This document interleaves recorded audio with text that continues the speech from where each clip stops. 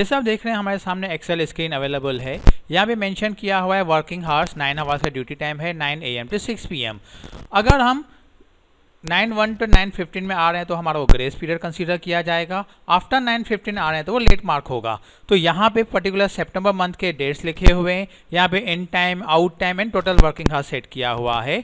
अभी सपोज जैसे यहाँ पे आप देख रहे हैं स्टाफ 8:55 को आया तो वो इन टाइम आया है, डेट मीन्स ग्रीन कलर में कवर होगा। और अगर सपोज 9:02 को आया तो वो ग्रेस पीरियड में आया तो उसका कलर चेंज किया है। और अगर वो लेट आ रहा है तो रेड मार्किंग में आ रहा है। अब ये कैसे किया वो चेक कर लेते हैं। यहाँ से प्लस करते हैं न्यू शीट ऐड करने के लिए।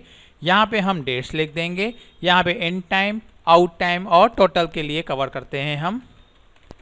टोटल में हम क्या दिखाएंगे, out time minus in time को कवर करेंगे। लेकिन ये कैसे होना चाहिए, टाइमिंग बेस पे होना चाहिए। तो हम इसको कन्वर्ट कर देते हैं टाइमिंग में। ओके, अब यहाँ पे जैसे हमारा प्रोसेस है, सपोज 8:55 को आए और इवनिंग में 6 PM के जगह पे 6:05 को गए।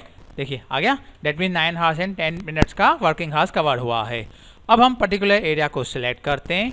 होम से कंडीशनल फॉर्मेटिंग में न्यू रूल फॉलो करते हैं हम। यहाँ पे यूज़र फॉर्मूला लगा के पर्टिकुलर यहाँ पे फॉर्मूला लगानी है। अभी हमें टाइमिंग कहाँ पे लिखा हुआ है, B2 में, तो हम इस्तेमाल करेंगे एंड फंक्शन का। उसके अंदर इज नंबर B2 में जो है वो नंबर ही है। कॉमा दिया सेकेंड लॉजिक लगाने के लिए। यहाँ पे हमें क्या दिखाना है, B2 लेस देन और इक्वल टू है किसके, टाइमिंग के अकॉर्डिंग।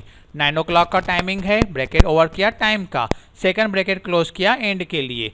फॉर्मेट में गए, हम यहाँ से फॉन्ट कलर दे देते हैं ग्रीन क्योंकि वो ऑन टाइम है। ओके, फिर से कंडीशनल फॉर्मेटिंग में न्यू रूल फॉलो करेंगे हम। यहाँ पे अभी सेम स्ट्रक्चर, एंड का फंक्शन, उसमें दिखाएंगे नंबर, B2 इज नंबर है। कॉमा देने के बाद हमें फिर से क्या दिखाना है, B2 लेस देन और इक्वल टू है किसके, टाइमिंग के अकॉर्डिंग।